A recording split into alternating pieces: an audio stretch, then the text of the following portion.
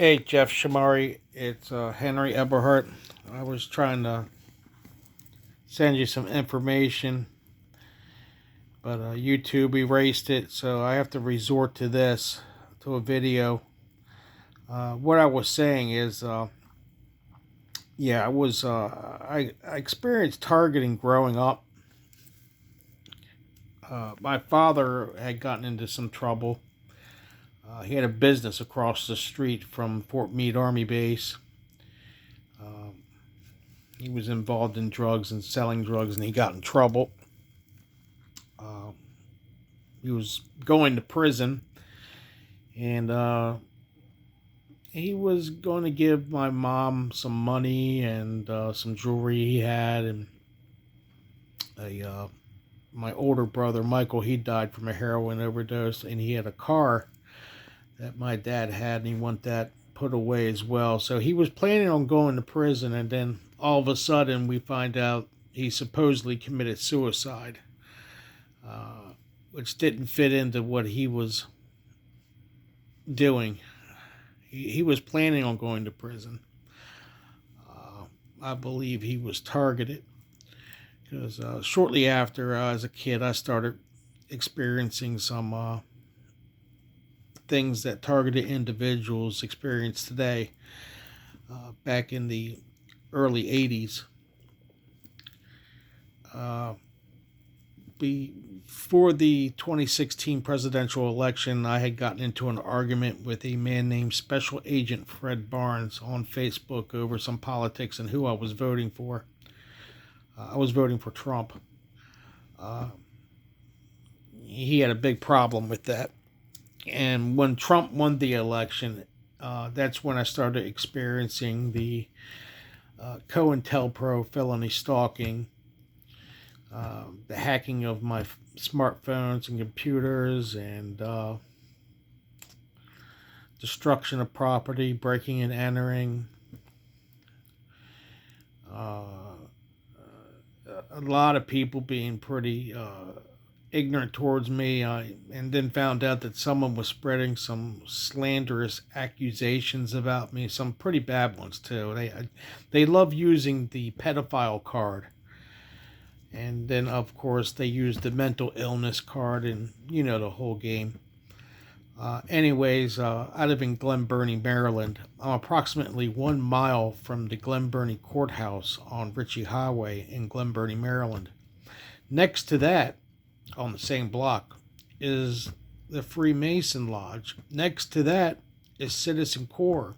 Next to that is the District Attorney's Office. Next to that is the Anne Arundel County Police Substation, and also a fire department, all on the same block.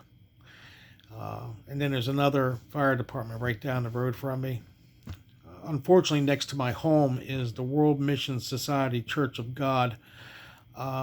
That organization has been listed as a cult on spiritualabuse.org. They list them as a cult. They're pretty, I don't know if you've ever talked to the people that go to that type of church, but you can tell they're like brainwashed victims. Across the street from me, there's a federal agent. I'm not going to mention his name. Once the targeting began, once people moved out, they moved perps and police officers in. Even a new home in back of me, going for $250,000, was sold to a police officer for $60,000. And there's also a Freemason and back at me at house 33. Yep, 33. And the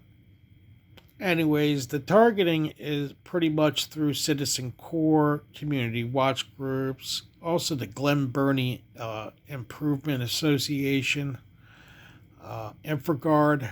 Got a lot of those walkers around the house with their backpacks on, sporting their colors, usually red shirts, red pants, red shoes. A lot of them are also living in low-income housing. So I imagine they're getting their housing taken care of and receiving vehicles as well. I mean, if you go into some of these areas where it's Section 8 housing, it's filled with red cars, red, blue. Sometimes they use white cars. I noticed at Glen Burnie they'll use white cars during the morning to switch over to red in the afternoon and evening. But they're using a lot of the people in the community for felony stalking and even crimes. I even had not even about a year ago. I was standing next to my truck, and one of these red cars drove by, and they shot out the back window of my truck while I was standing next to it. Officer Alwine of the Anne Arundel County Police Department shows up, and while he's standing in the shot out glass, refuses to write a report on this shooting. I actually had to call internal affairs on this criminal with a badge to get the report written. Of course, I never heard anything back from it.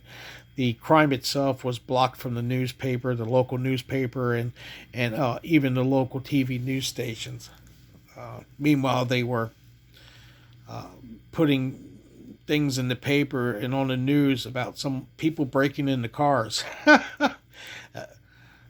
Who cares about a shooting? Someone trying to, shoot me. Unreal, I tell you. You're actually going to put on the news about cars getting broken into, but you're not going to put on the news that someone tried to shoot me in front of my home. Unbelievable. But the whole ordeal, I mean, I'm sure you've heard it all, that every targeted individual experiences, breaking into your home, stealing stuff, moving stuff around, even breaking into the vehicle several times. Of course, there's been theft, even death threats online. And then there's some idiot named Chief Handler that does the cyber stalking that YouTube does absolutely nothing about. Meanwhile, it's a felony to cyber stalk someone. But YouTube has no problem with this guy named Chief Handler and many others that do cyber stalking. So YouTube's heavily involved in it as well. And come to find out, YouTube has their own security people online.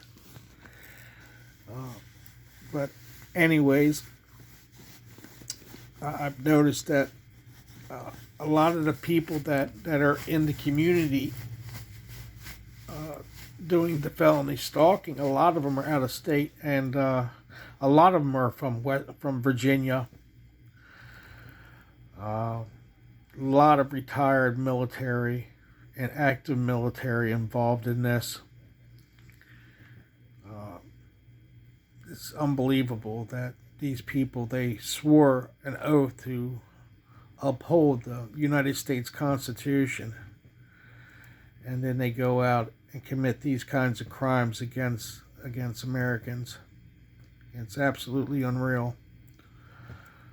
Anyways, I'm going to move from this home that I've been at for about 12 years. Hopefully I can move pretty far out into the sticks, maybe out in like Western Maryland, where targeting won't be as bad. As you probably know already, if you're a targeted individual, the closer you live to populated areas, the more you're going to deal with felony stalking and everything that goes with the street terminology, gang stalking.